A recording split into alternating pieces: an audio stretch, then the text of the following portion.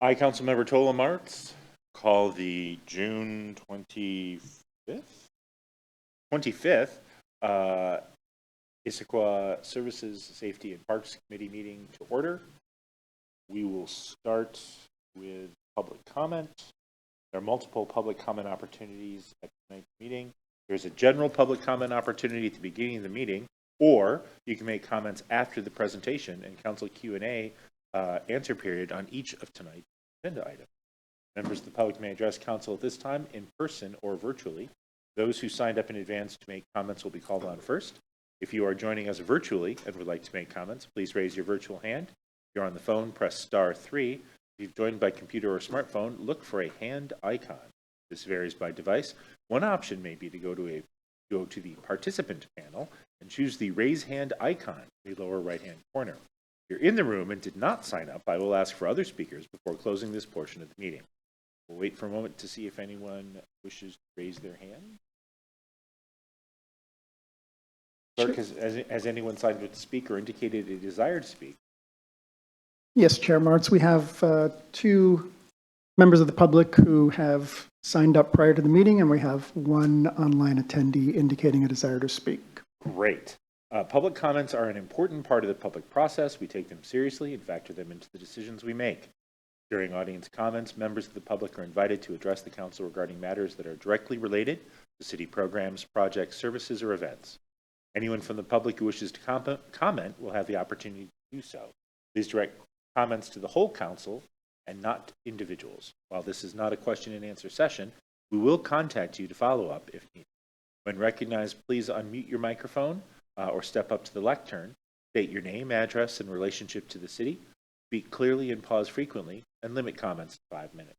If you're attending virtually and do not respond after your name or phone number is called, or if your connection is lost unexpectedly, the meeting will need to proceed. You're encouraged to rejoin the meeting if able.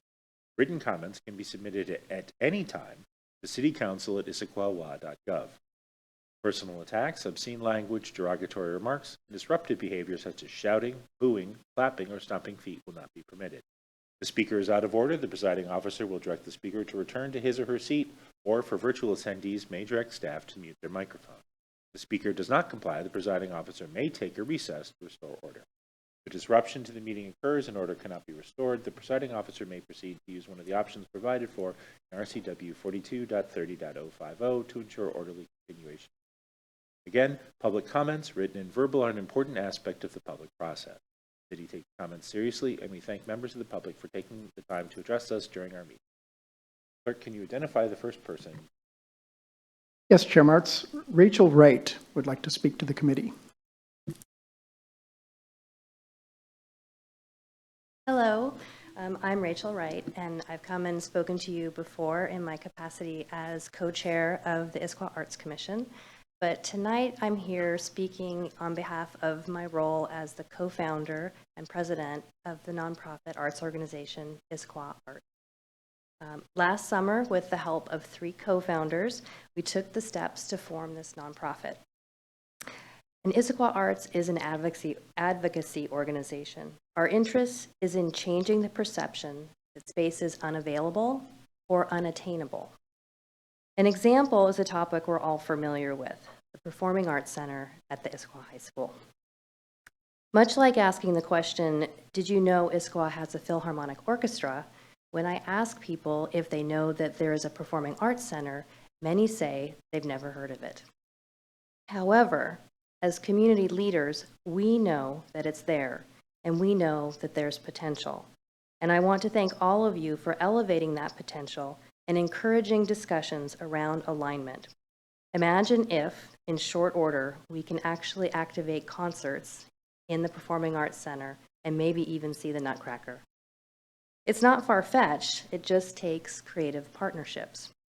We have our sights set on creating the conditions to activate multiple spaces for more art in Issaquah. Cities like Austin call this a string of pearls strategy. Our model is partnership. We know that we can move faster and make a positive impact when we bring people together around a shared vision. I want to thank Jen Davis-Hayes from Economic Development for her ability to see and support creative partnerships. She knows that as a startup, we need connectors to meet people and to identify possibilities. Earlier this year, Jen introduced me to Ken Koenigsmark and invited me to tour the Lutheran Church on Front Street. As you may know, there are many classrooms that are sitting unused in this building. And yes, those classrooms could become art studios, gallery spaces, maybe even a pottery studio. But what I found more interesting is that those classrooms all look out on green space and big trees. The building sits on a large site that has the benefit of the adjacency to the Inge Johnson Park. The Issaquah Creek runs behind it, as do trails. This is a quiet, serene environment. And successful activation should tap into the potential for both the inside and the outside. After visiting, I thought, what if we could create an art sanctuary? A place that's a destination for experiencing both art and nature. A place that allows you to slow down, reflect, and experience. That could be about viewing art, that could be about making art. The key is the role that both art and nature can play in the process of personal reflection and learning. I've seen this in other cities where art museums are positioned within beautiful parks. I found the John Denver Sanctuary in Aspen following the trail from the Aspen Art Museum. It's essentially a natural sculpture garden with lyrics carved into large boulders. It was truly a profound experience to be there. John Denver Sanctuary is also a destination. It attracts about 50,000 visitors from around the world annually. Both locals and visitors come to experience the sculpture and to simply meander through the beautiful setting. Before meeting Ken, I had just visited the Earth Sanctuary on Whidbey Island. This is a nature preserve with sections designed to encourage encounters with art. This was also a profound experience. But getting there took a ferry ride and quite a while in the car. It's not exactly an accessible location. But the Lutheran Church is accessible, and in fact, it is walkable from our creative district. I asked Ken, do you think Issaquah Trails could connect to this site? And could one of the access points to this art sanctuary actually be walking through nature? And of course, the answer, it's possible. Together, we're cultivating partnerships to support this vision. Our teams at Issaquah Arts and Our Savior Lutheran Church met with Jeff and Robin to tour the site and talk about possibilities. I referenced the string of pearls strategy, and Jeff referenced the green necklace. This idea of design linking together a city's parks, public spaces, and natural habitats, enhancing walkability. I'm very eager to learn more about From Creeks to Peaks, and perhaps someday Issaquah Arts could be one of the jewels. Thank you. Thank you for your comment. Chris, who's up next? Chair Martz, next we have Ken Koenigsmark.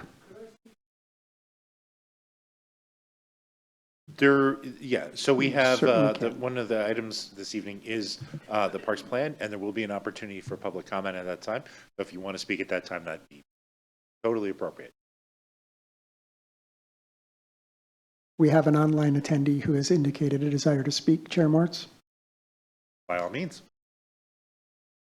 Connie Marsh would like to speak to the committee. Connie, I am making you a panelist. You should be able to unmute your microphone and turn on your camera.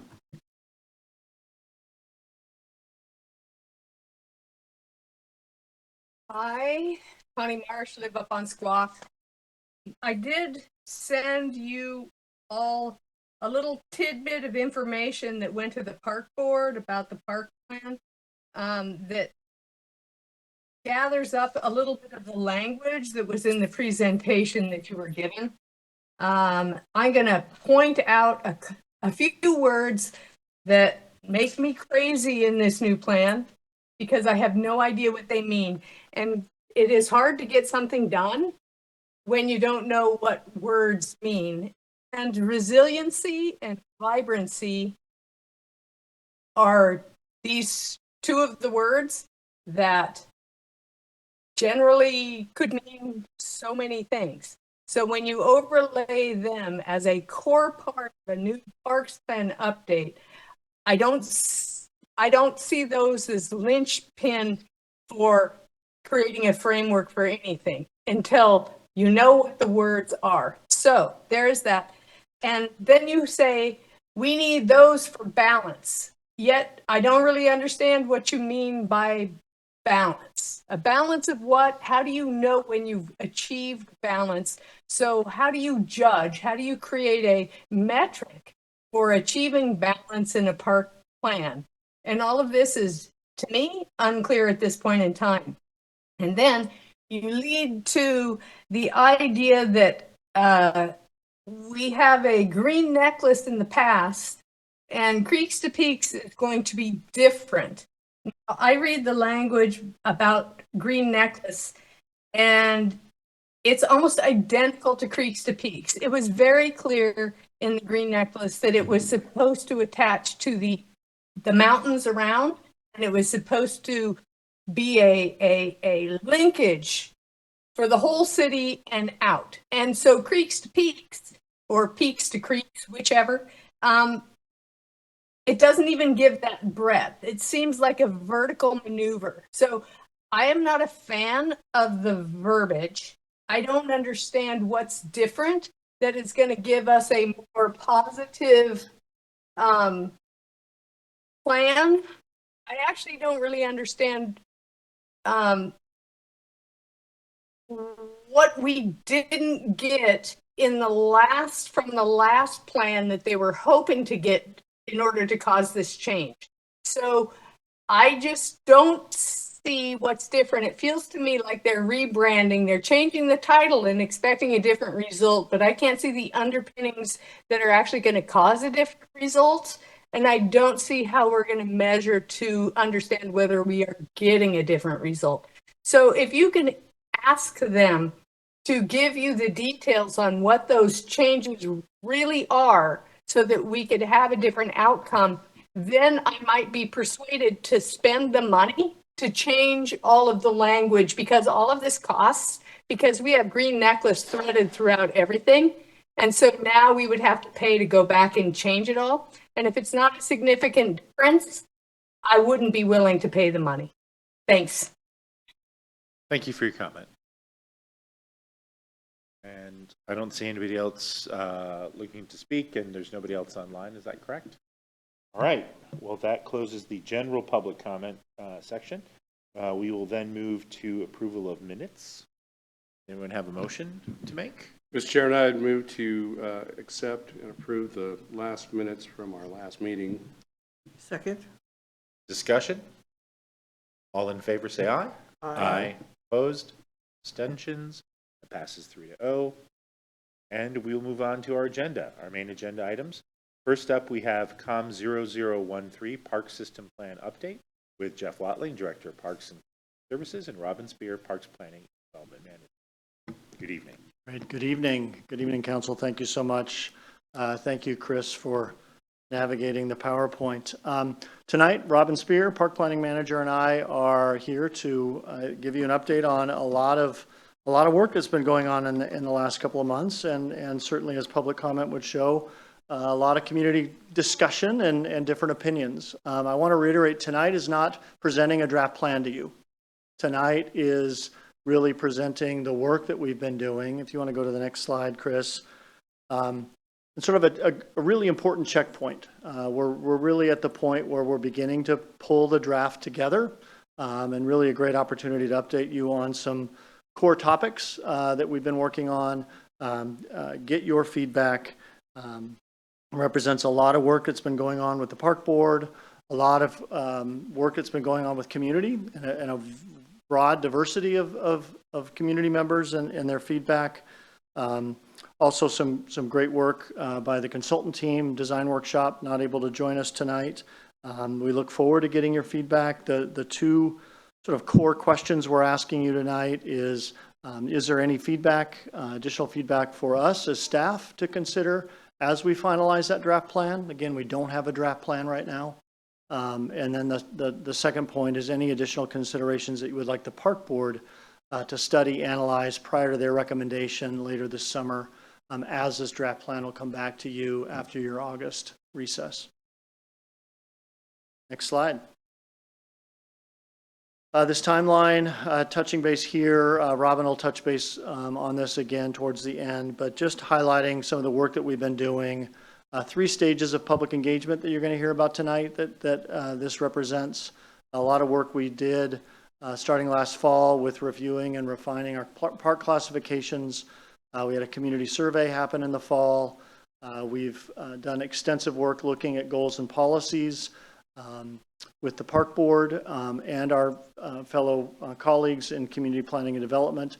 Those goals and policies were recommended by the park board. Then they went on their journey to being incorporated into the comprehensive plan as well as the park plan. So in the end, we will have goals and policies that are consistent within the park plan and the comp plan. A lot of work we've done this spring hits us to where we are now, again, seeking this feedback from you, looking forward to get that feedback, helping us draft the plan, get more feedback from the community as they'll have a chance to review the draft plan before park board considers recommendation. Next slide. The 6 topics we want to touch on tonight. I'm going to hand this over to Robin Spear, Park Planning and Development Manager. So glad to have Robin here. She came on board last September. Hard to believe, time flies, but has really provided a wealth of knowledge and insight into this work. She's going to cover these first 4 topics: the purpose of the plan outline, again, giving you a sense of what the plan is going to cover, those draft core values, and some definitions around those core values, highlighting community engagement. I'll then take a shot at presenting this idea of creeks to peaks and what that means and how that might be an opportunity to redefine Green Necklace. Robin will then cover our draft projects, the draft criteria with which we were evaluating those projects, and then a sort of an initial look at how those projects could fall out through the criteria in near-term, mid-term, and long-term recommendations. But with that, Robin, please come up. Thanks again so much. Thank you. Good evening.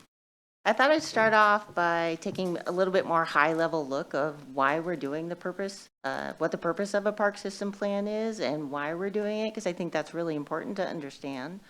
The plans are created and updated every 6 years. This ensures eligibility for state and federal grants, mainly RCO funding, which is a great avenue for park development, for conservation efforts, and for acquisitions. This is integrated back into the comprehensive plan as part of the park elements, goals, and policies, which we'll go through that a little bit later. More importantly, it really guides the community's goals and visions of the park system. That's why we do so much community outreach, because basically we need to make sure that the park plan fits the community's needs both now and in the future. So it's a 20-year long-term look. We've had several meetings for public participation, got a lot of comments and feedback, so we feel pretty confident that we're really listening and hearing what the community wants. It also establishes a level of service, we call that the LOS, service for the park system, which is really taking a look at how the park system is functioning and how we are servicing the community. And with this plan, we're going to do a little bit of a switch here, and we're going to move from quantitative analysis for the level of service and go into more of a qualitative analysis to make sure each park system is really functioning at a much higher level, at the highest capacity that we can do. More importantly, though, and most importantly, I think it really provides a really good vision and a direction for capital investment and budget decisions for projects for the next 6 years. Okay, next slide. And I believe you've seen this image before, but I just want to get a quick overview of kind of a refresher of the role of the plan and how it fits into our capital improvement. Really, we're looking at the 20-year picture with this plan. We got to set that vision in order to have those goals and accomplishments. That trickles down to our 6-year CIP plan. which then goes into our 2-year budget. And once we have that 2-year budget, which we're going through right now, it becomes a funded capital project. Okay, next slide. So I want to do a quick overview of the plan chapters. Really, number 1 is our introduction. Chapter 2 is our park system evaluation that looks at where we are right now. Chapter 3 is a direction for the future. Where do we want to go with the park system? And chapter 4 is implementation, really, how do we get there? Next slide. So doing a quick overview of the chapter outline, chapter 1, our introduction, we're really looking at the history of the park system, how it was developed, our opportunities and challenges, our purposes and values. Chapter 2, we'll look at evaluation, which we did kind of over the winter. We're looking at community visioning, our public engagement process, and then the system analysis, a lot of our mapping and analysis of the system as it is right now, and kind of looking at where our gaps are and where we need to improve. Slide. Okay, chapter 3, direction for the future. Again, setting that plan vision for the future. We'll be looking at our new concept, Creeks to Peaks, and then looking over our values, goals, and strategies. And chapter 4, most importantly, our implementation. Again, how are we going to implement this in the next 20 years? We'll look at our capital improvement projects, which we have a draft of available tonight, partnerships, operation, and funding strategy. Okay, I think Connie hit a little bit on this, but in order really to develop a high-performing park system here in Issaquah, we really need to integrate 2 key components into our projects that we've heard over and over that's been echoed by the community: vibrancy and resiliency. Now, through thoughtful and intentional planning, we can accomplish both within our projects, both emphasizing the need to protect our natural resources that make Issaquah special and utilize existing park space, because we know we are so land constrained. We do have to maximize what we have right now to maximize our active recreation potential. But I kind of want to dig in to what vibrancy means for us in the system and for the community. Number 1, functionality. It needs to have a blend of active and passive recreation, get people moving, and get people outside. Community livability. It's making spaces safe and inviting and encourages people to get out onto the trails. And again, just become more active. It's something that we cherish here and we encourage. Placemaking is a big part of that vibrancy. We want unique and interesting park spaces and elements that give an identity to Issaquah.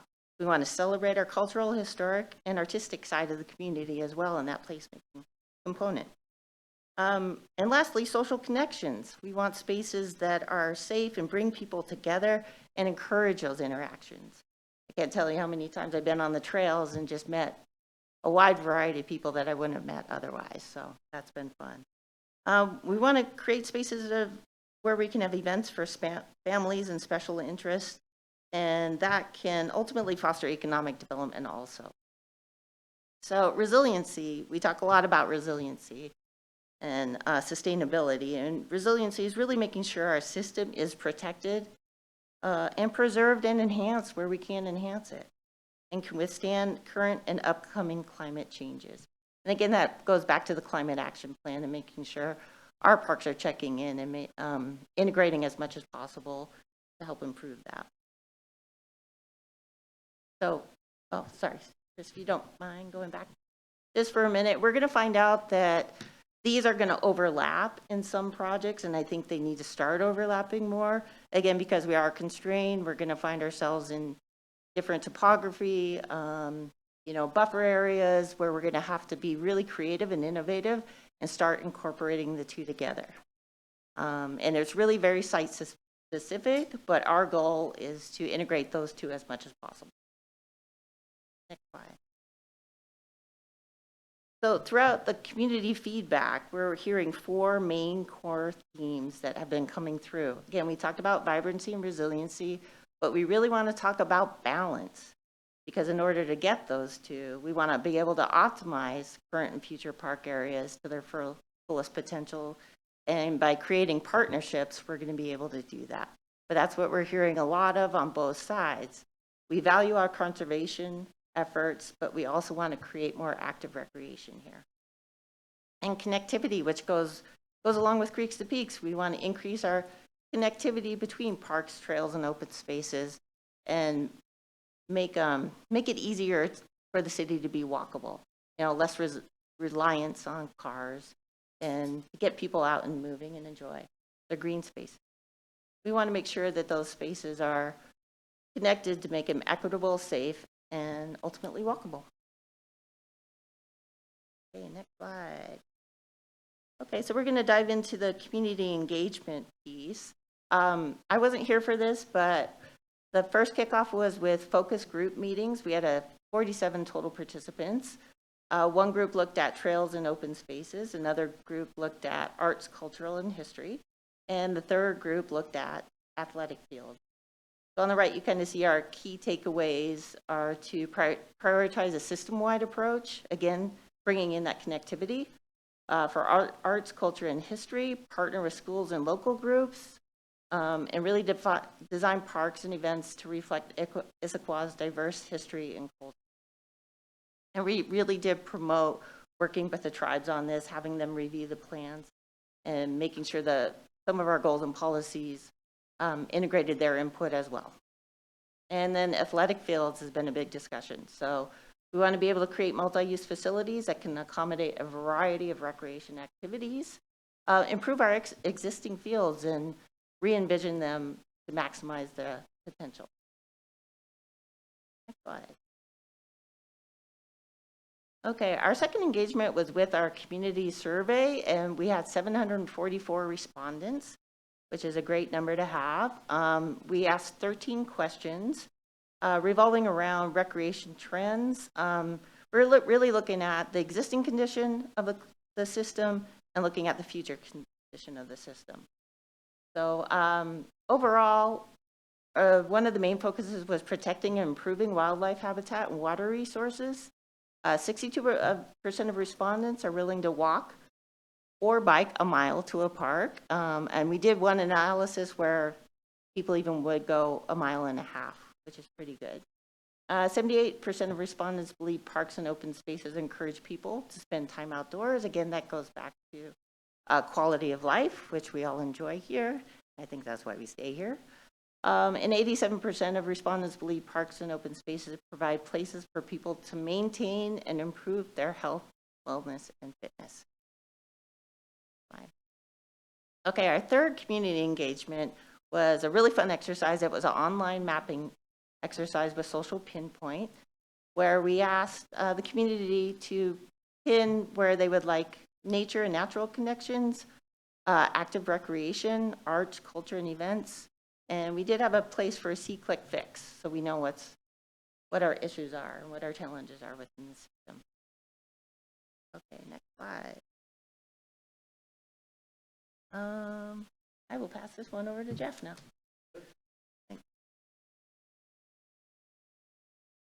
Thanks, Robin. So Creeks to Peaks, heard a little bit in public comment about this. I think what we really want to highlight is that very early on in this process, in fact, as we were having those focus group meetings last summer, as we were having discussions with community leaders, we did hear frequently from those that knew of the Green Necklace or heard of the Green Necklace, there was still a lack of clarity of what is the Green Necklace. What does it mean? Is it a specific project? Is it multiple projects? Is it just one area? Is it the whole system?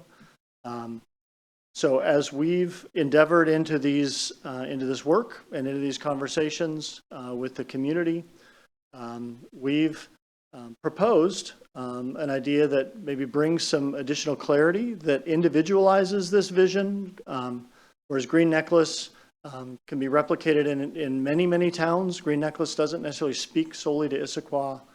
How might we create and consider a brand and a vision that feels very specific to Issaquah? And thus, this idea of Issaquah's Creeks to Peaks Park System. It's an idea that really is intended not to diminish or do away with the Green Necklace, but really build upon it and really reinforce its intent to be a definition that really touches on, as the slide shows, these 4 key functions, and there's certainly more key functions to the park system than this. But how do we create a vision that really addresses and speaks to connectivity and quality of life, health and wellness, not only of the community, but of our natural system, fostering social connection. Something we heard about Green Necklace and have heard through the years is that solely Central Issaquah? Is that just the Central Issaquah plan? Is that just for new residents? What about existing neighborhoods? And so the thought with this idea is that it would also address in a much more equitable fashion the entire community.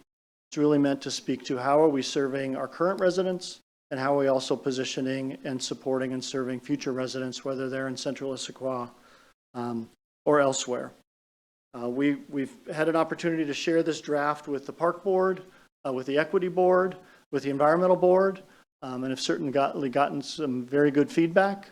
The draft vision statement that I'll read is really a compilation of feedback we've received from those 3 boards. That's not meant to be reflective or representative of every single resident in the community, but we just feel like this plan is an opportunity to put a sort of version 2.0 onto the Green Necklace. So the draft vision statement as it reads right now: Issaquah's Creeks to Peaks Park System, a diverse system of parks, trails, and open spaces that fosters connections between people and the places they cherish, from the creeks along the valley floor, through neighborhoods and wooded hillsides to the peaks of the Issaquah Alps. Next slide, Chris. So some of the key thoughts to this is intentionally going from creeks to peaks is really speaking of this inside-out vision. I think we all know that the generations, the decades of investment that has been made by community members over the last 40 years to purchase land inside of Issaquah and outside of Issaquah. One of the magic elements of our system is it really is a gateway to the public lands around us that surround us. Our park system, if really well connected and connecting every park, could perform and feel like a bigger park system than it really is. The following visuals, I won't go too far into them, but it really is meant, and the draft plan would really spend some time defining this vision and really exploring how this vision speaks to our natural system, the natural fabric, the creek corridors, the tree canopy, the topography of our city, our park system, really the active elements of the system, how people connect, and the community as well. Really feel like it's a way to address all of those really key elements to the system. Next slide.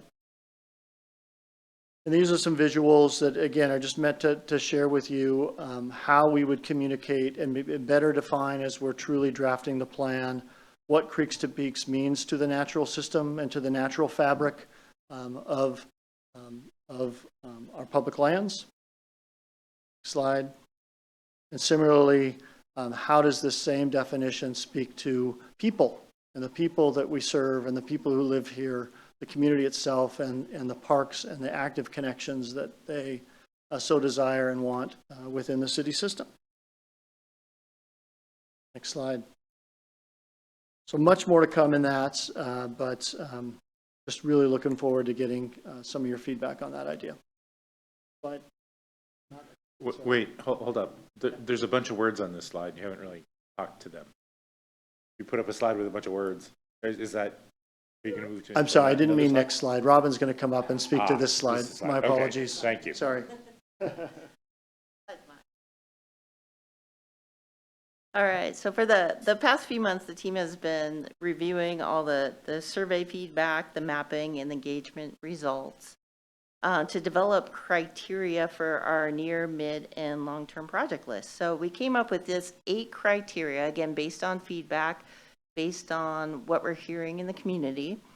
I can list through all of them, or we can review them later if you like. Oh,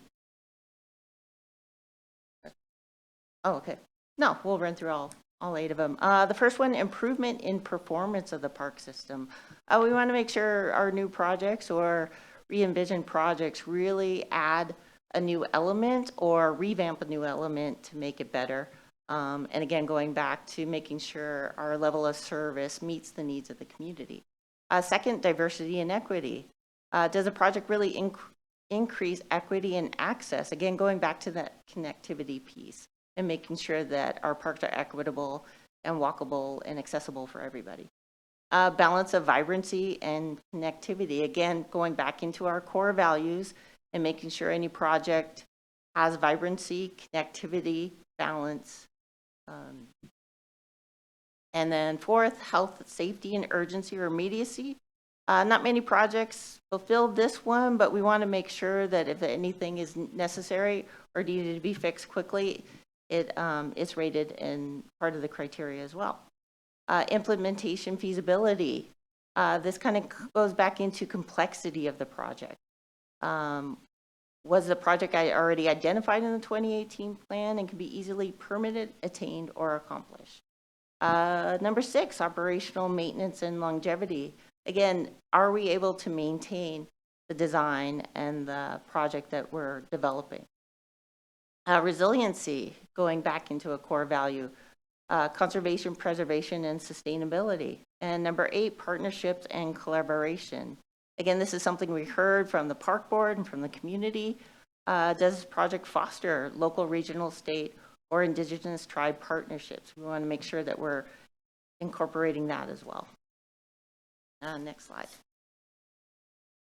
So with that 8 criteria, we started with our 2018 list and looked at those projects, looked at that definition, tweaked those, added in some other projects.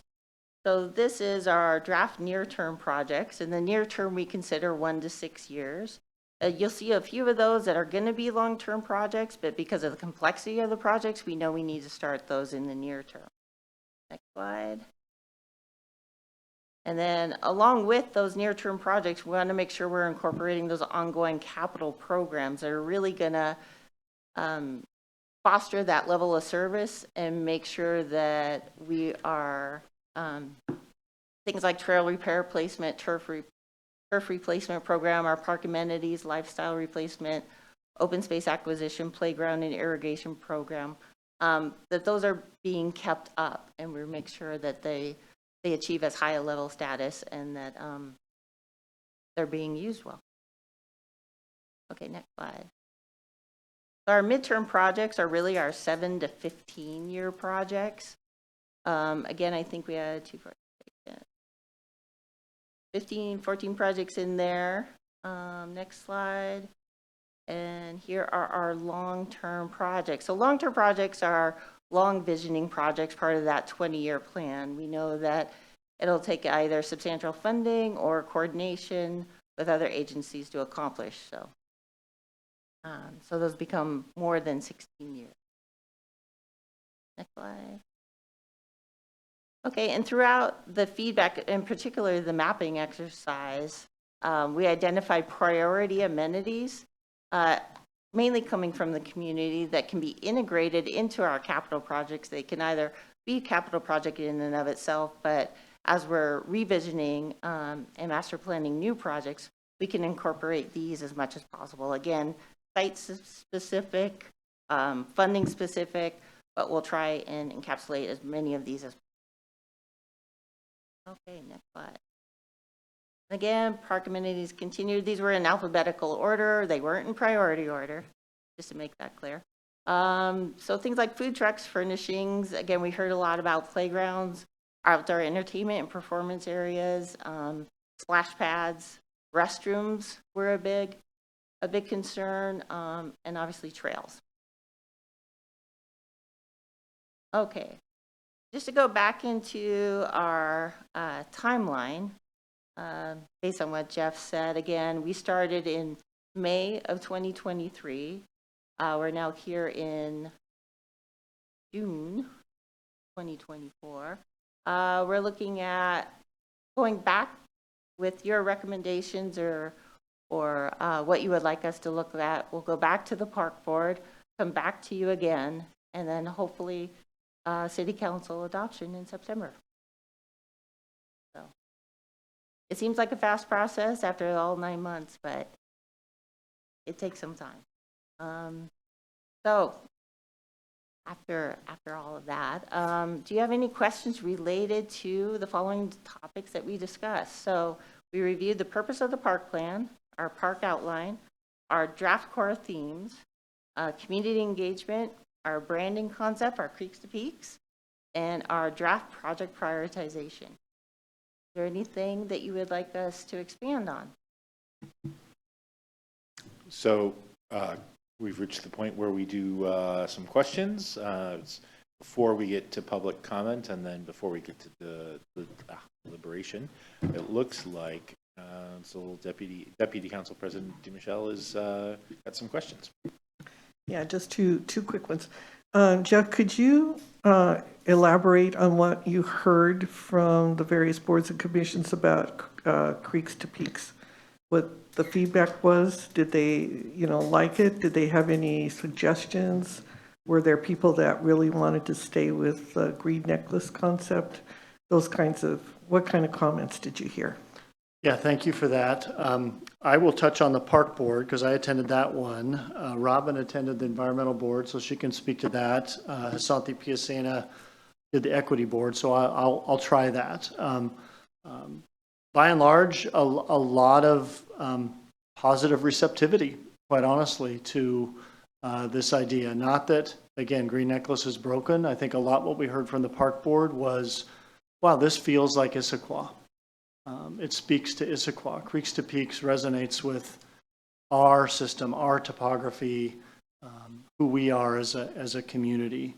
Robin, do you want to touch on environmental board Oh, yeah, in sure. general? Yeah. Sure.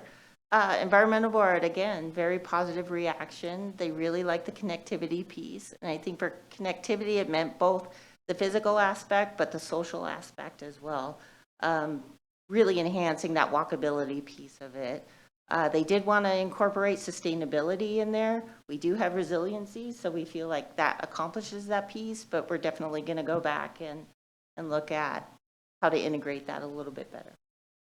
And then what I heard from Hasanthi with the equity board, similarly, I think a lot of receptivity to just this idea that Creeks to Peaks resonates well.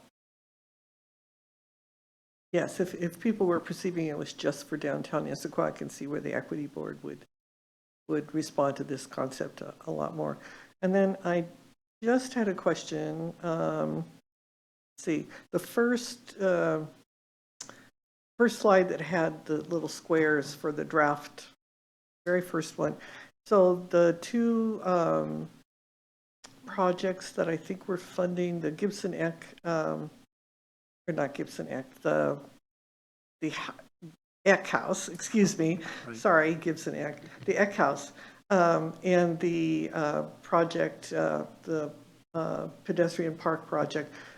I thought that those were going to be funded by our federal dollars, and so I was surprised to see them on the list. So maybe I'm not understanding what that list was for. Yeah, great questions. And again, the plan would go into descriptions of these projects. You're absolutely right. The current ARPA-funded project that is in permitting right now that will be out to bid and constructing later this year, those aren't part of this list. Those are already capital projects underway. So what you're seeing in that near-term recommendation of the Eck House restoration, if you remember in the CIP, we created a new project specifically for restoring the Eck House. And so that's what that project would be for, a near-term recommendation of, as we do the ARPA project, if you recall, is creating some plaza space behind the Eck House to better tie it to the play area in the park. And then this project that is in the near term would be actually activating and restoring the Eck House to a public use. Yeah, which would be great. And then the other project, Memorial Field, I'm not sure how it's worded. I can't see the screen. Again, that would be sort of second phases, future phases of the work we're focusing on with really reimagining pedestrian park and then the senior center plaza space. There's more work to do. What do we want to do with Depot Park? How do we reinvigorate that? What do we want to do with Memorial Field and that great history of that field to really update it as well? So these projects would basically capitalize on the investment we made with those federal dollars. Exactly. Okay, thank you, thank you. Councilmember Joe? Thank you, Mr. Chairman. Let me ask what this plan is not, just so that we have some clarification for our viewing audience and people in the city. Recently, we got rid of, or we decided not to pursue a park district any longer, and we got rid of that plan a couple years ago. This plan here is solely within the borders of Issaquah and is solely designed to be funded by tax dollars that our citizens come up with, or grants or funding that we're able to obtain as part of our, as a city, our outreach to the other entities. Is that correct? Yeah, correct in regards to this park system plan focuses on our city-owned public system, where it's a little bit different, and I don't mean to contradict you, is, you know, this project is going to speak to and speaks to how does our city-owned system connect to those other agency lands around us, whether it's school district, state park, or, you know, DNR and King County lands around us. But it's really solely focused on our city resident-owned park system. And so it'd be fair to say that the plan is going to complement our surrounding areas. I think you pointed out that we're accentuating or taking advantage of our position as a trailhead city by connecting to these other park systems, whether it's county or state. So just a comment on slide 16, the Issaquah Creeks to Peaks system. With that concept in mind, is it possible to, the trails and trailhead slide that we have there in the upper left-hand corner, Mr. Clerk, if you could go to 16.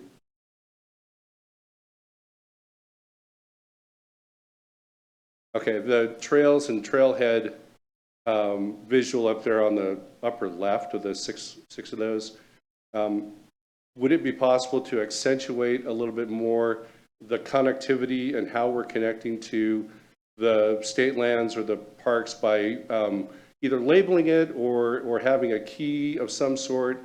I think that having that understanding that this park system, while it does focus on Issaquah, will expand and be an access point to such a greater system involved, and wonder if that might be something that might be possible in the next iteration of the plan. Great feedback, absolutely. Again, you know, these are some visuals that are sort of teasing up what the content of the plan was going to be, but I think it's great feedback that, yes, that content of the plan should include really diving into those plans for trails and trailheads, not only within our system, but how they support connectivity out. Great, thank you very much. I really appreciate the presentation tonight and look forward to other questions from the public and discussion. Thanks, Councilmember Joe. A couple of questions. I understand the use of the word resilience in the presentation. Can you tell me, can you define vibrancy for me? Because that one, that's the one that I wasn't entirely sure I understood how we used it in today's presentation. Go back.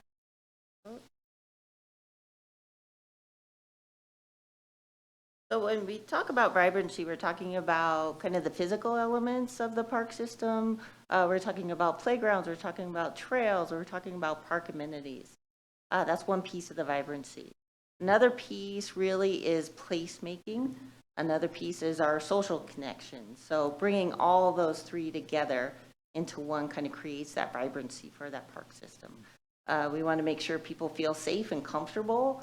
A lot of that depends on how we develop those spaces, but we really want to make sure that the parks are vibrant enough and encouraging enough to pull people outdoors as much as possible. If I could add, appreciate the question. Also, that, you know, vibrancy is really intended to be that side of the system that plays the role in the quality of life of Issaquah. People want to get into their parks to do stuff. Interesting enough, the slide, and thank you for discussing that slide, Robin. The resiliency, vibrancy Venn diagram slide, we actually, that came from a joint meeting we had in February with the Environmental Board and the Park Board. We brought both of those groups together. Great group of residents, right, with two very distinct lenses.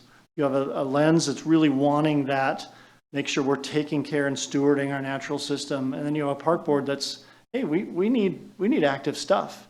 And that idea of overlaying vibrancy and resiliency really resonated with them.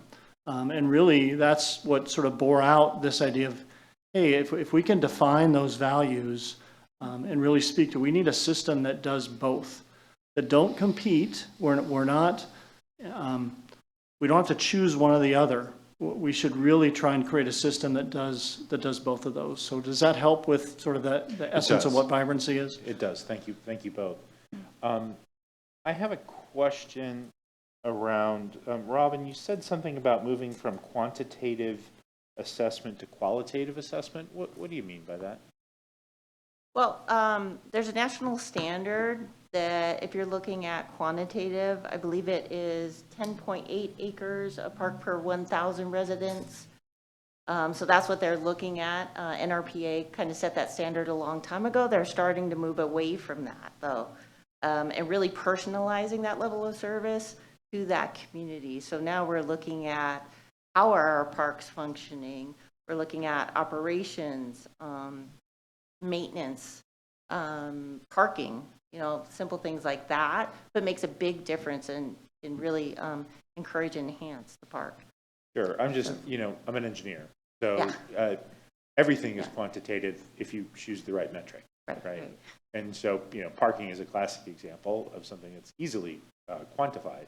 I just want to make sure, there's a danger. Well, I won't, if that's my question. Is there a marquee project in this first 6 years? Is there a wow that 6 years from now, I'm standing in front of something that's on that 1 to 6 year list and I go, wow, is that ever cool? Wow, that'd be hard to pick one.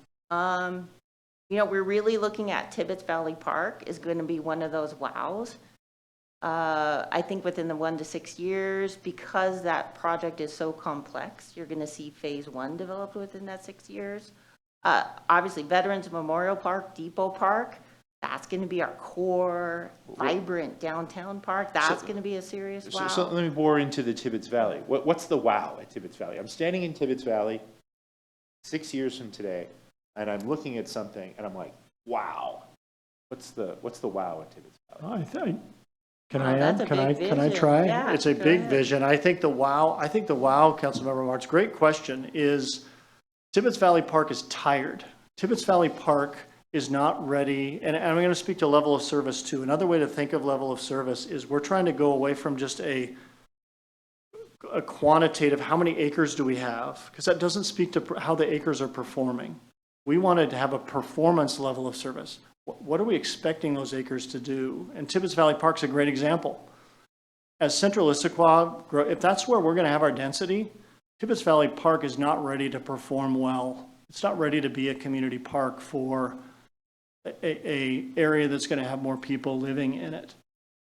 I think the wow factor is really working with the community, creating a vision for how Tibbetts Valley Park can be the great historical space it is, the great natural space it is, but be a community park that has more to it than 5 oddly shaped baseball fields that when unscheduled, that park looks really, really empty.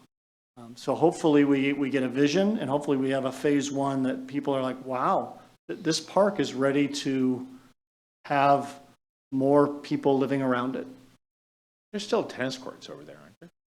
There's tennis courts and Okay, so pickleball it's not courts. just baseball fields, No, but you're right. You're right. I get your point. I'm I get your point. oversimplifying. You're right. There's some other stuff.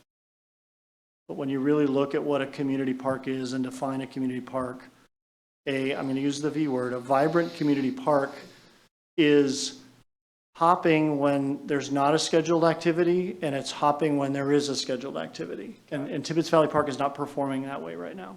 Got it. Thank you.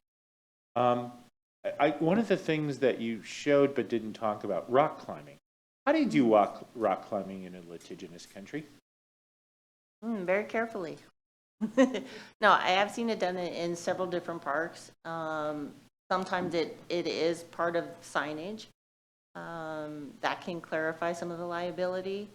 It is sometimes put on the user, the park user themselves, but I think we want to be really careful of that design and how high we go. That makes a big difference as well.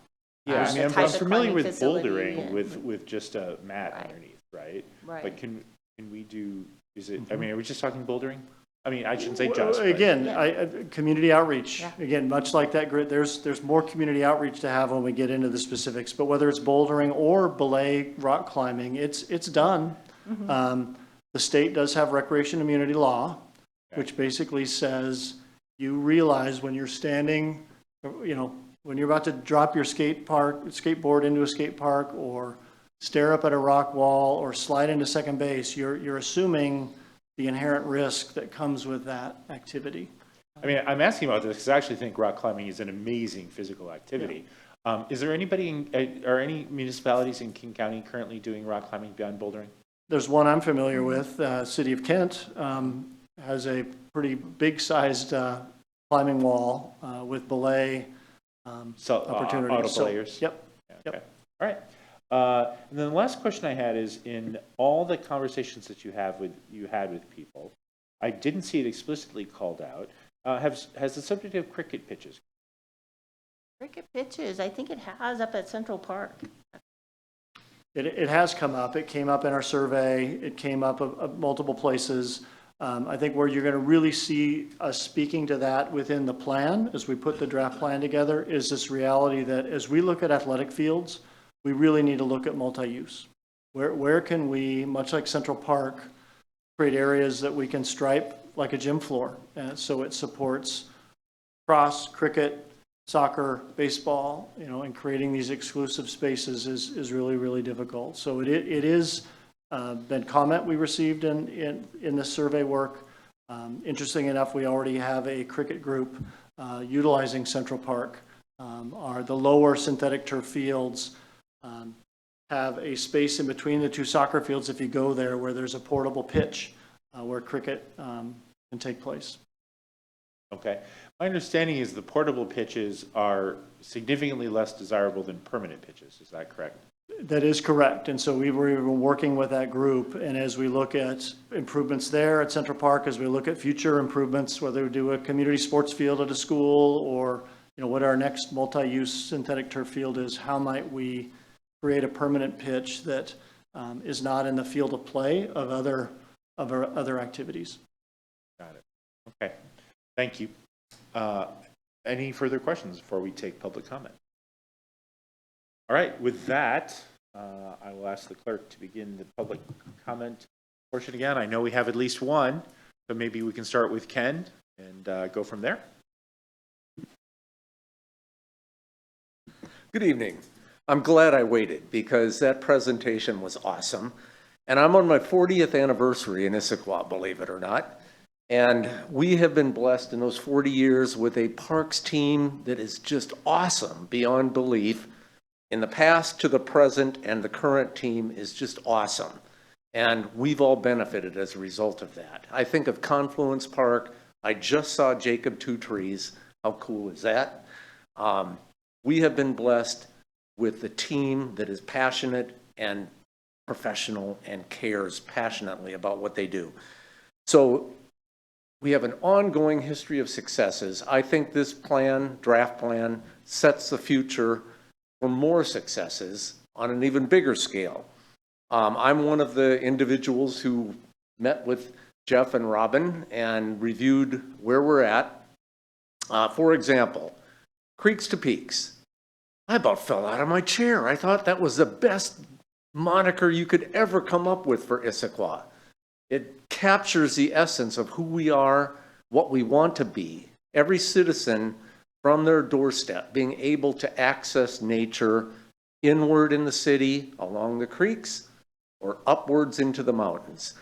I want to also mention, I was on the Central Issaquah Planning Task Force.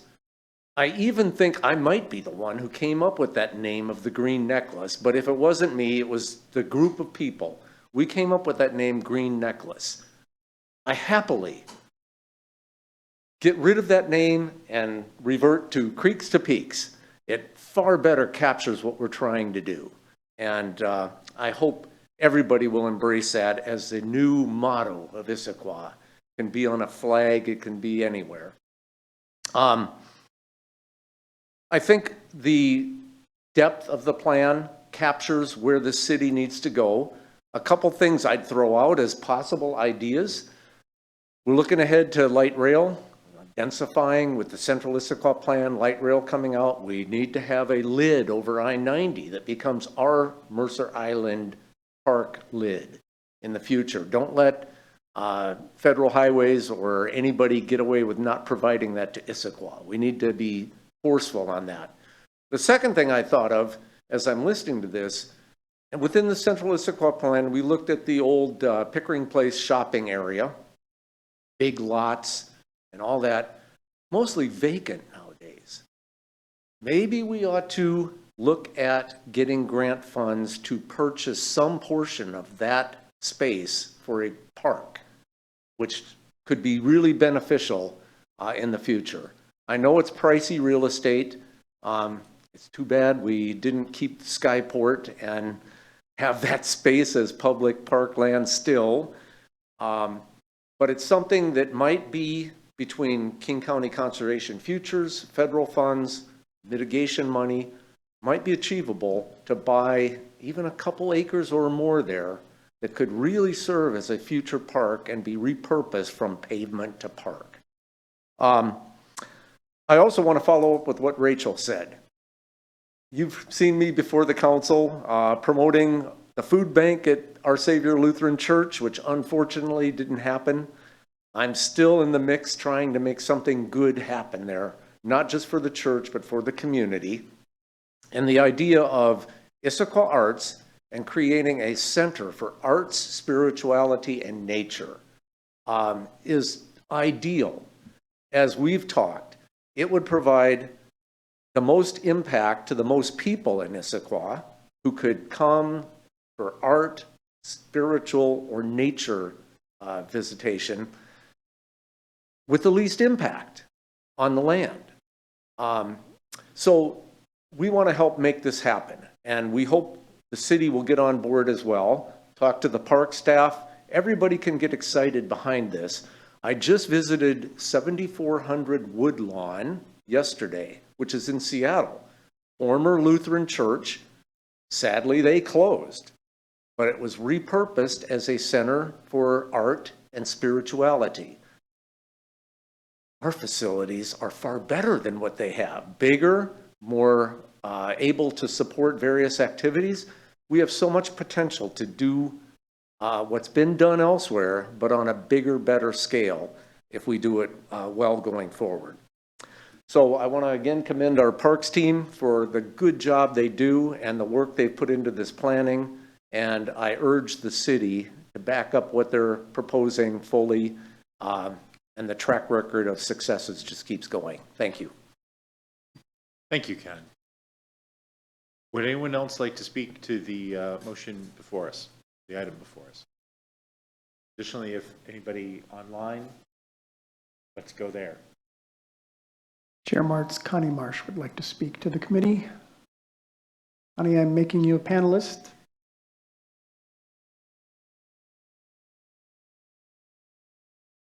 Connie, are you there? Yeah, there we go. All right, Connie Marsh again. And I'm going to disagree with Ken because, and that's sort of rare. I remember the Central Issaquah plan. I worked very hard on it. And one of the basic things about the Central Issaquah plan is that you would have pleasant places for people to walk, because when you get a dense community, especially on the valley floor, the number one thing you want them to do is be able to walk. And this Creeks to Peaks does not seem to provide focus on creating this wonderful web of walking on the valley floor. It seems to instead focus on getting out to the hills. We need both. And so, while Jeff says it's a basis and an expansion of the green necklace, I do not see that component in the new language. And so you need both, then you need to have language for both, and they both need to be quantifiable. And then when you go to, vibrancy and resiliency, I sort of chuckled because the real thing is vibrancy is, wow, people want to go to a park and people want to do things. So I think we need to simplify the language to actually say what it is that we want to do and not use a word like vibrancy, which is like, okay, what does it mean? And then you have to dig down for some concept. It's like, wow, let's get people to go to the park. And then that is a little bit more measurable. You can count, you can judge, you can see how successful you are with your parks system. And so I noticed the survey showed that really the top thing was wildlife and nature. And much of this conversation was about active recreation. But when I took the recreation survey, walking didn't seem to be part of recreation. And in most places, every recreational thing I've ever seen is that just walking is the number one thing that people do. Forget anything else, they just go out and they walk. And so I would like to see this connectivity emphasized, but with the special language for walking. Now, to talk about what other people said about the park plan, Creeks to Peaks, I was at the park board, and a longtime member, Brad Book, also said, yes, but we cannot get rid of this whole idea that we needed people walking in the central Issaquah plan. And so I would say it's a stretch to say that everybody was all on board.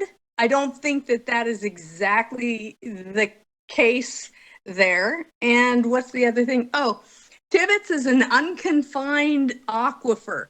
So the idea that you're going to be able to do all kinds of things in the water because it gets wet in the winter, I think you need to be cautious and have reality intrude on some of these visions that you have, especially as one of your passions is supposed to be protecting the environment, which resiliency is a little different than that. And so I don't think resiliency actually captures what the community survey says.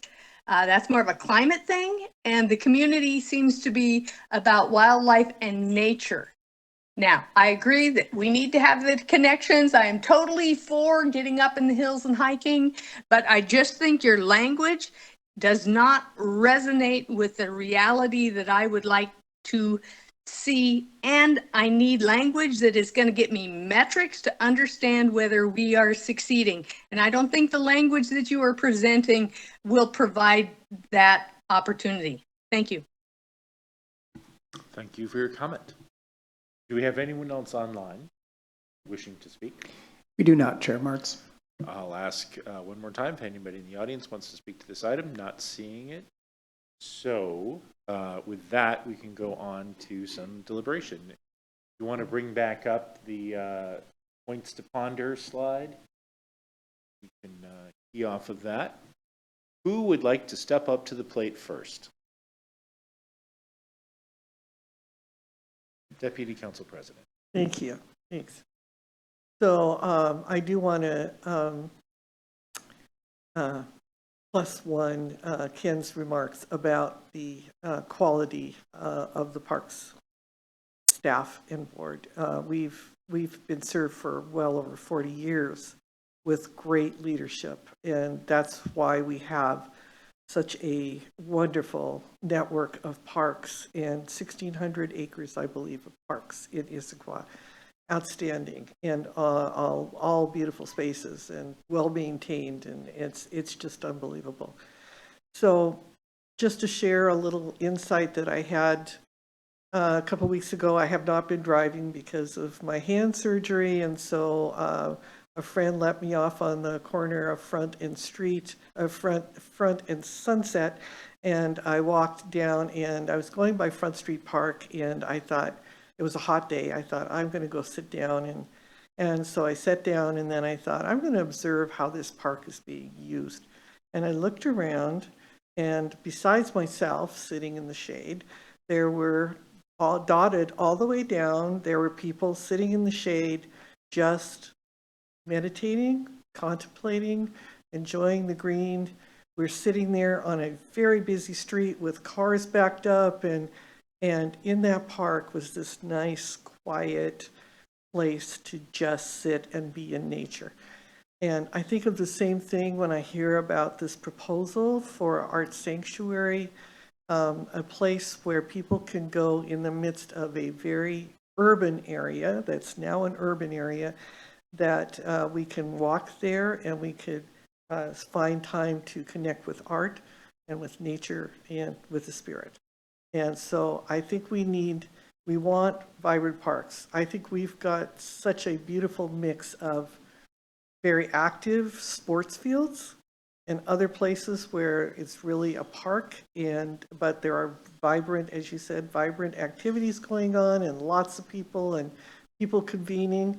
And then we need those places where people can just go and take a deep breath, because we are in an urban area with all the pressures that urban areas provide to daily life. So I love this update that we've received. I think that we're on the right path. I am very pleased with the amount of community engagement that's happened so far, not only with our boards and commissions, but also with the general public. And I look forward to seeing the final plan. So those are just my thoughts. Again, we are just blessed to live in a town that has put so much time and effort into its park system. Thank you. Thank you. Councilmember Joe. First, I'd like to thank Parks personnel for coming tonight and giving a great presentation on the vision that we're all crafting together for the future of our park system. In terms of additional feedback for the staff to consider, I too was enjoying one of our parks, and Tradition Lake is an area that my son likes to go to, and I'm able to sit in one place and watch him run around and go around and around, and know that he will be safe going around and around on the trails without getting too lost. We do have handheld radios now, so that helps immensely as well. But the point is that when I've gone to or visited Yellowstone, Grand Teton National Park, Glacier Park, and as I was sitting there, I was saying that the quality of our trails, the quality of this park, rivals those national parks that we have. I just want to pass that thought on, because the vision that has been created and the teamwork and the collaboration that the park system does with all the volunteers, all the trail volunteers that help with restoration is just amazing.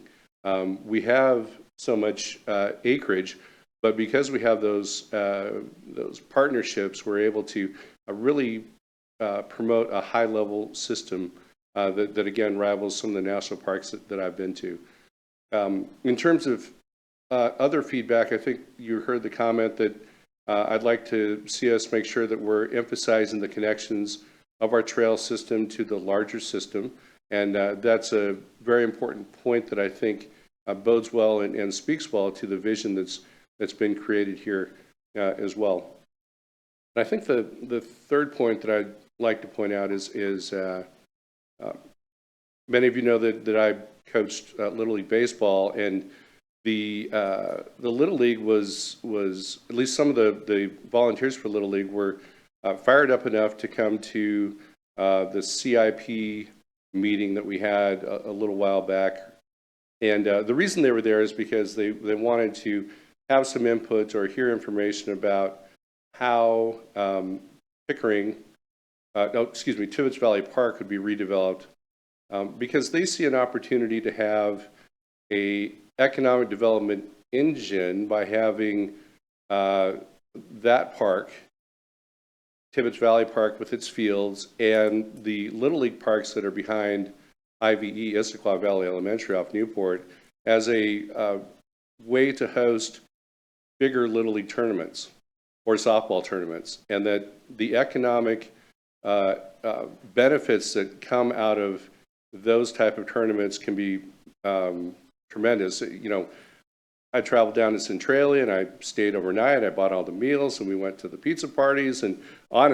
And by the time I'm done, I'm you know, it's quite a chunk of cash. So I think that we can take advantage of that is if we think about how we can partner with Little League and their fields and make it a system where we could have 6 or 7 different fields out there that could host a really fantastic tournament in our area. And then our hotels get filled, et cetera, along the way. So I would encourage the parks to reach out to Little League people if you haven't already. I've got some contact names that I can pass on, but just thinking in general about how we can make the economic development element for the park system a little closer tied or a little bit stronger, I think is another piece of feedback that I'd pass on. Thank you, Mr. Chairman. Thank you, Councilmember Joe. So we all, as we are coming into our own, as we mature, we imprint on the era in which we come into our own. So Adam West is my Batman. Christopher Reeve is my Superman. Bill Murray, Dan Aykroyd, John Belushi, they're my SNL. And Green Necklace is kind of my Parks vision. I always thought of it as sort of Yggdrasil, you know, the world tree. We got this stem running through the middle of town and you have everything branching off of it.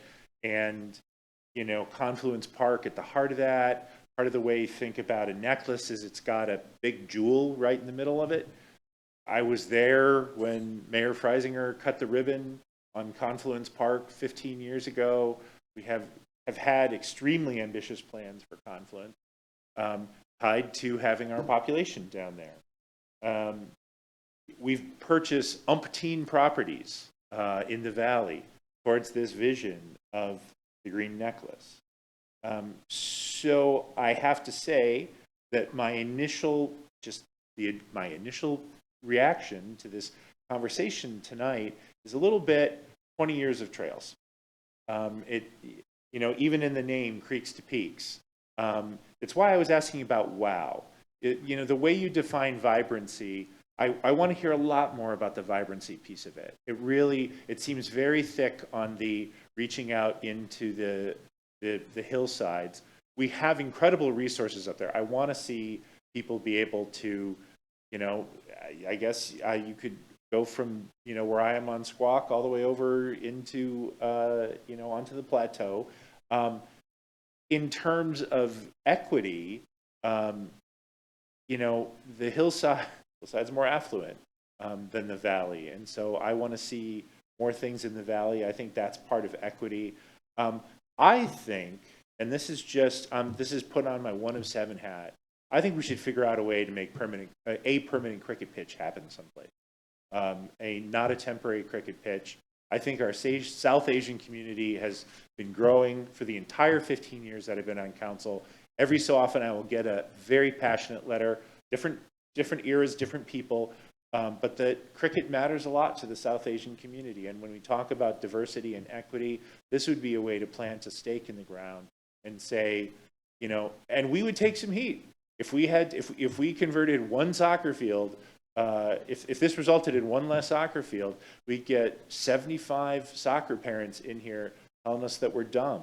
But if it's the right thing to do, it's the right thing to do, and we should think about it.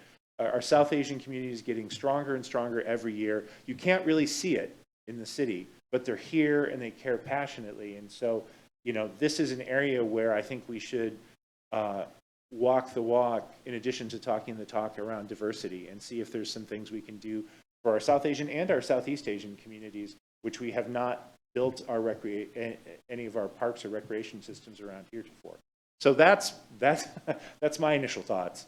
And you know, any day where I can quote Adam West in a monologue, I feel pretty good. So Those are my thoughts. Additional thoughts? Second round, anyone?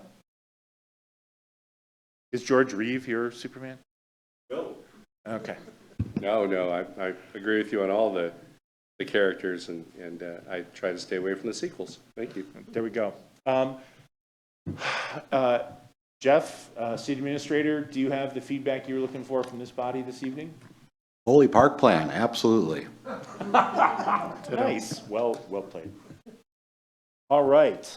And with that, we can then move on to our second item this evening. And I managed to place the order of my documents here. That happens sometimes. COM 0052, of course, credit card fee cost recovery. What?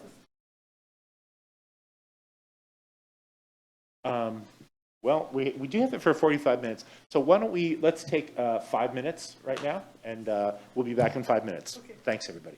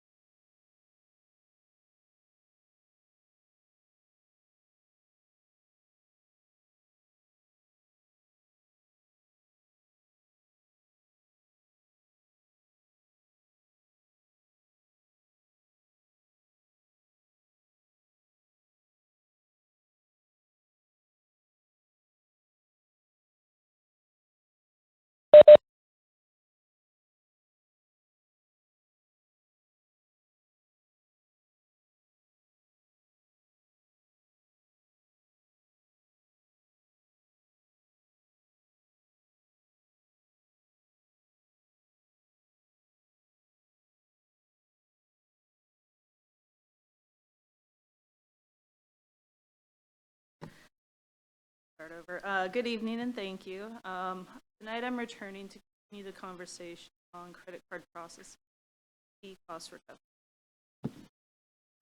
Okay, sorry.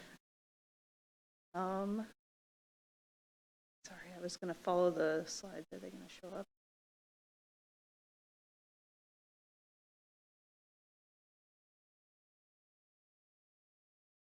I don't.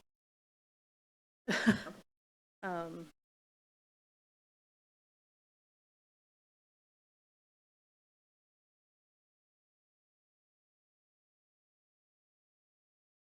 was I controlling the slide? Oh.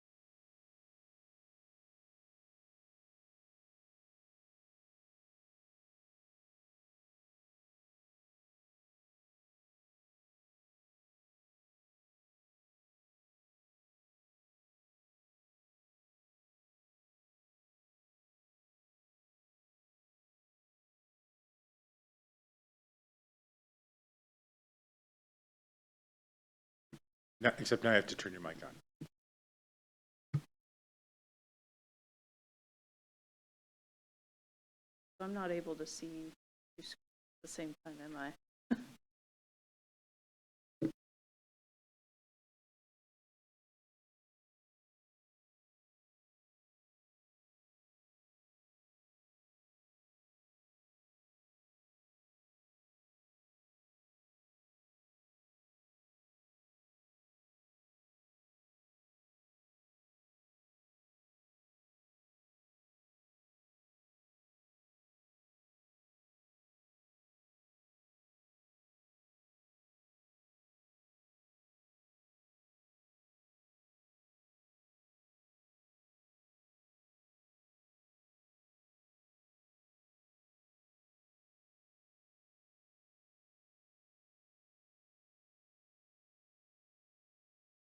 I don't know if you noticed, but we're transcribing on the screen.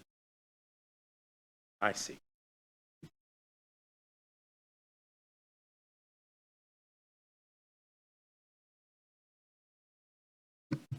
Yes. Yes.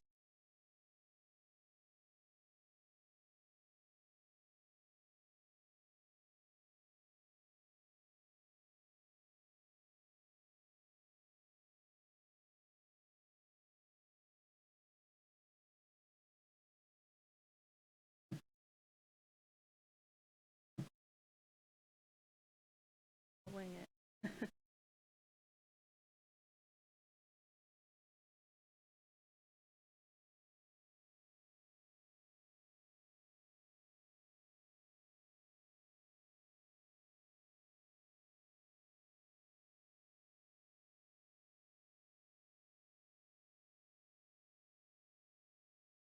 Is it something I can send to you to present it for Jack?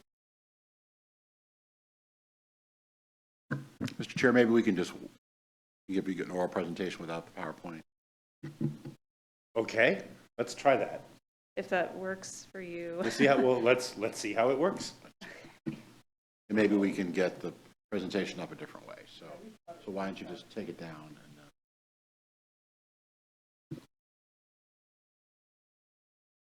or you can just start and when we.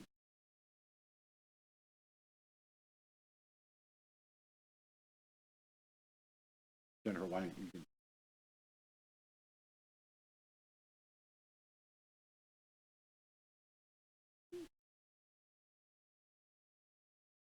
I'm not presenting anymore, am I? No, you're not. Chance, we're ready to go. Apologies for that. Thank you for sticking with me. So tonight I'm returning to continue the conversation on credit card processing fee cost recovery. So our purpose here tonight is to present discovery of additional information requested from the committee, seek direction for the development of a credit card processing fee cost recovery policy, review relevant background information on current credit card systems and fees, present costs and additional relevant information to consider.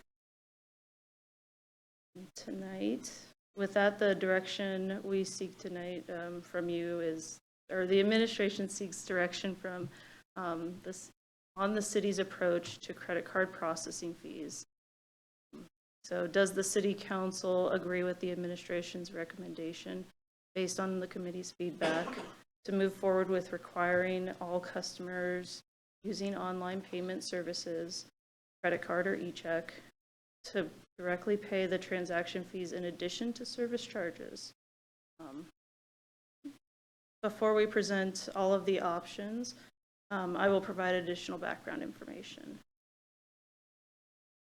The city has two categories of credit card payment methods offered to customers.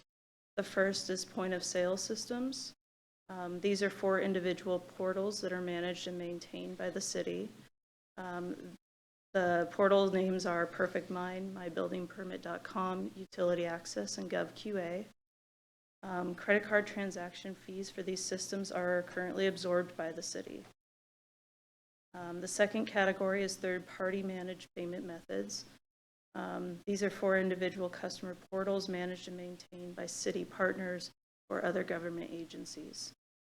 These systems are primarily for police, jail, and for court fines and fees. The customer pays credit card transaction fees on these systems. To aid in your consideration, the administration performed the following financial analysis of revenue.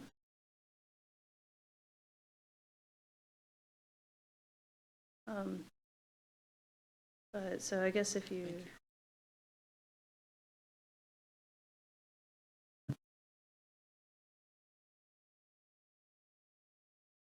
my talking points might not match with this, but I think they just did. So maybe next slide. One more.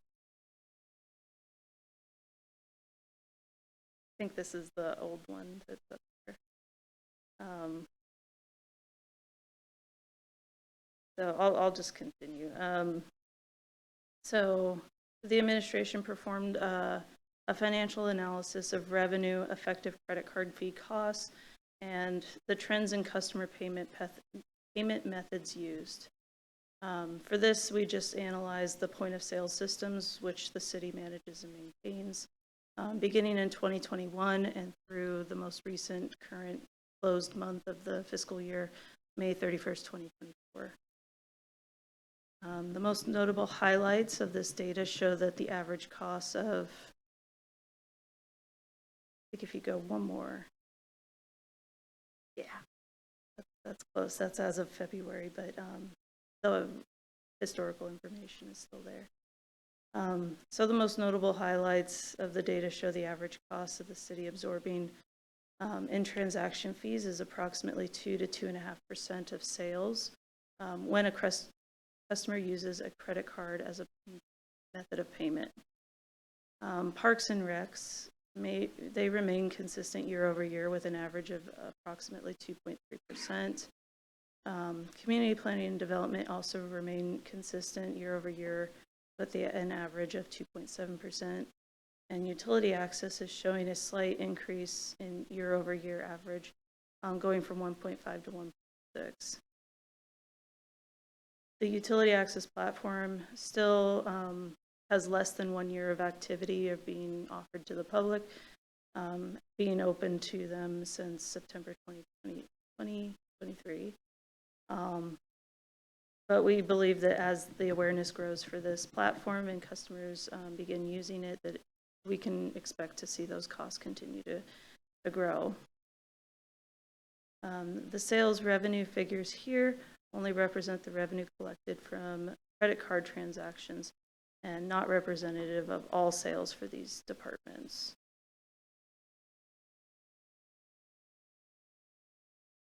I have a slide on this deck for it, but you know, just to take it a step further after we analyze those high level numbers, the administration wanted to analyze customer spending trends to consider how these changes may affect customers from each department of service. For community planning and development, overall, we saw that customers prefer to pay with cash or check. We believe this was due to the typically higher dollar amount of bills for charges of services. In addition, there's a transaction limit of $5,000 to pay by credit card or debit card. And there is a table that I'll give to Chris in a little bit to present. But there is a table that kind of shows that trend year over year of percentage of sales for cash or check versus credit card transactions. And just seeing that trend, you know, year over year, it's consistently showing that customers in community planning and development services prefer to pay by cash or check. So for Parks and Rec, the data showed that customers' preferred method of payment was the opposite, and they had a lot more revenue sales in credit and debit card transactions over cash or check. We concluded that the lower dollar amount of the transactions and the ease of registering for programs online led to that preferred method of payment for customers, where credit and debit card is much easier and more convenient than paying with cash or check. Looking at the comparison data also, you know, just showed that there was a higher number of volume of sales in credit and debit card versus cash or check. For utility billing, you know, just with the growing awareness and the newness to the community, we expect to see increases in that payment method being used as time goes on. However, you know, just seeing the numbers in the data, more customers are still paying by cash and check over credit card or e-check on the utility access online portal.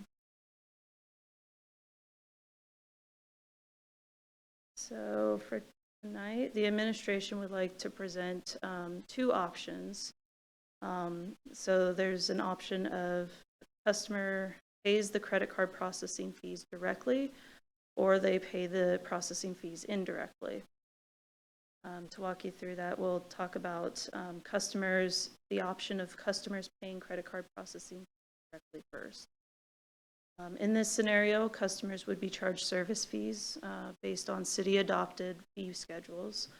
And then when using a credit card as a payment method, the customer would then pay transaction fees of that transaction on top of the city service charges that they're paying.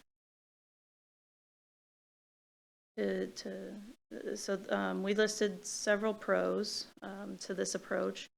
The first one being 100% full cost recovery for transaction fees without over or undercharging customers. Provide greater transparency on total cost to customers. For example, customers sees the additional amount charged when they're using their credit card to their overall bill of payment versus there's no additional charge if they pay in cash or check. Another pro is this method follows a widely used and industry standard that customers are already familiar with. And then finally, the customer pays the transaction fees directly to the payment processor. So the city is only receiving service fee revenue and the payment processor keeps the transaction fees. So there's no additional transaction between the city and the payment processor. We did identify one con with this approach is the city would not be able to choose the transaction fee that the customer pays. And then moving on to our second option where customers pay credit card processing fees indirectly. In this scenario, the customer would pay a flat rate increase to be added to service charges in an effort to contribute to the processing fee cost that the city absorbs. The pro we identified to this approach was customers contribute to the cost recovery. And the cons, cost recovery is applied to all charges for services, regardless of the payment method used. With this approach, we cannot confirm 100% full cost recovery as the amount would only contribute to the absorbed cost by the city. And then it would require a routine analysis to ensure that the amount of the cost recovery that we're including in the rates is adequate, to cover the absorbed costs of the city. Jennifer, we actually have a question from the Deputy Council President. Yeah. On either of these, especially with option number one, would the customer see when they pay that they are paying the fee? And I asked this question because yesterday I paid a bill and sure enough it said transaction fee and included that in the cost of paying online. So it was visible to me that I was paying, I don't know, it was just about what you're saying here. It was about 2.5%. And so I'm just wondering if what we're thinking is that the customer will have that included in the bill and have it called out as part of what they're paying for. Correct. So what they would see is, say customer comes in to pay $10 and they use their debit card, there would be a $10 charge to the city, and then below it would be a transaction fee of the percentage calculated on top of it. And then one total would hit or would reflect on their card statement. Yeah, okay. That's what I wanted to know. So we're not contemplating just adding it as a business charge. We're actually going to call it out so people know that they're paying that as part of using their debit card or credit card with us. Correct. That would be the approach if the council wanted to move forward with our first option where the customer pays the fee directly. Okay. Yeah. Thank you. Since we're asking questions, I have a question. Yeah. One of the recommendations on one of the earlier slides was transaction fees in addition to service charges. We've got transaction fees, service charges, processing fees. I don't understand the difference. Okay. I may have, so transaction and processing fees, those are kind of two different categories, in like the payment cycle process of payment processing. For us on our end, it shows up as just one. There's just one fee that is paid or transacted to pay all of those processing and transactions.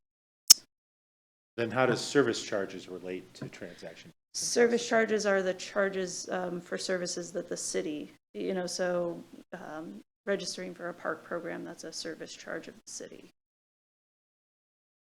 Okay, so if there's a park program that costs $100 for the program, is there a service charge on top of that we charge, or is the $100 the service charge? The $100 is the service charge. Gotcha. Okay, now I understand. Thank you. I was trying to make sure that there wasn't some additional 2% that we were charging for, handling and processing or whatever. But there isn't. No. The service charge is the thing that The city somebody thinks that revenue. they're writing a check for or paying. Yes, got it. And the processing fee and or transaction fee, that's the somewhere between 1 3/4 and 2 3/4 fee. Correct. Got you. Thank you. Yeah. Oh, and Councilmember Joe. Thank you. Under option number 2, the first con that you have is cost recovery is applied to all charges for services regardless of payment method used. So does that mean that our utility bill customers that come walking in with a check under option 2 would be paying a charge as well, in addition to their $100 bill? No, Okay. in that scenario, it would be baked into the rates. So we would take whatever our service rates are right now, whatever our fee schedules have right now. And if we wanted to do a 2% cost recovery just for transaction fees, the idea of that second scenario is it would be applied to all service fees. And then that would be collected to us, and then that would help offset the fees that the city absorbs to pay the transaction. So the customer is not necessarily going to see it, that's going to be baked into the rate. Correct. Okay.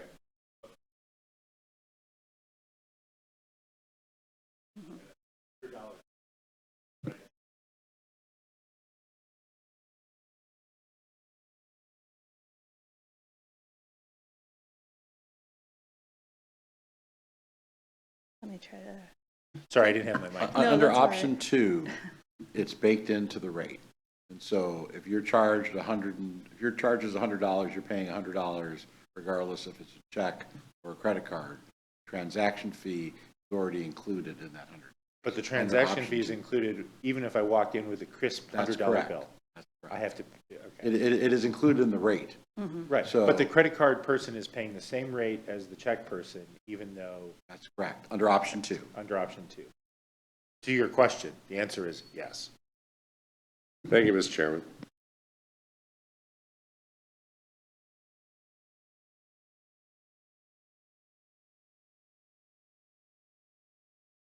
Oh, yeah, you found it. Thank you, Chris. So next slide, please. So the recommendation of the administration is, policy development designed to have customers pay credit card transaction fees directly, and not continue to absorb these fees. The most notable benefit to this cost recovery method, just to summarize, 100% full cost recovery. It has great transparency for customers so they know exactly what they're paying for.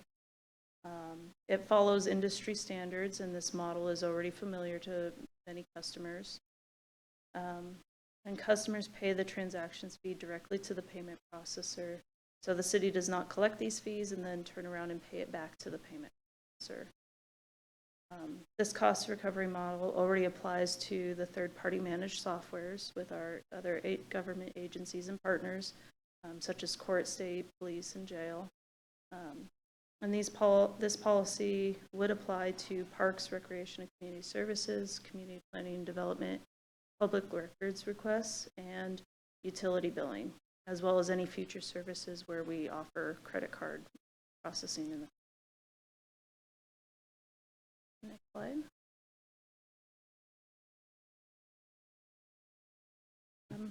So pending direction from the council, the administration will plan to return to a full council meeting with a draft policy and implementation timeline in September.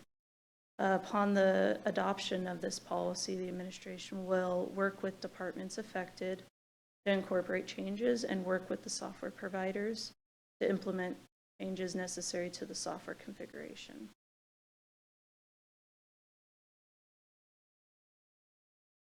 So the direction we need tonight, does the council agree with the administration's recommendation to move forward with requiring all customers using digital payment services for credit card or e-check to pay transaction fees in addition to service charges under option 1? With that, I welcome any questions you have or further information you might need. Do we have any other further questions before we open it up to potential public comment?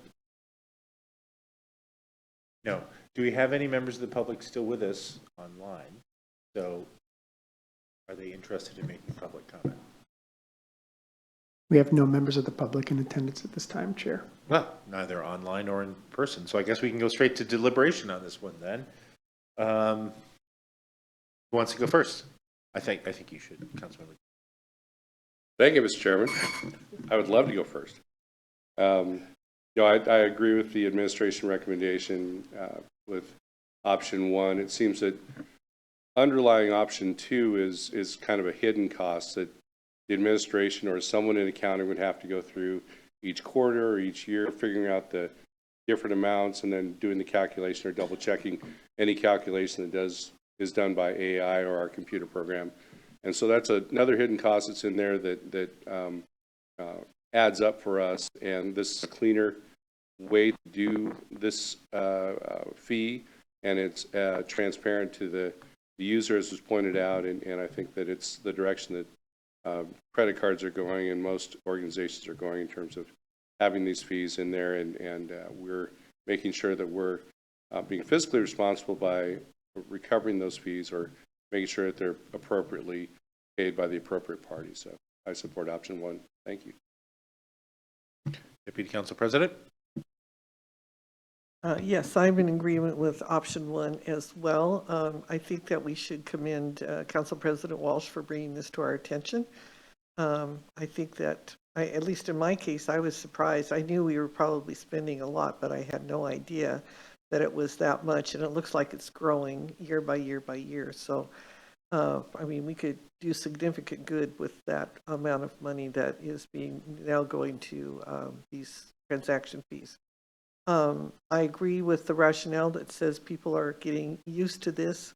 I think when we had the initial discussion, I've seen this on every charitable donation that I make now. They ask you to help pay for the transaction fees. And as I said yesterday, in paying a commercial payment online, I had the same experience. So I think that, and it will be transparent, and for those residents who want to save the transaction fees, they can do that by writing a check or bringing in cash. So if that's important to them. So yes, I think option number 1 is the best way for us to go. I support option 1 as well. I've counted, I've written 10 checks in the last 30 years.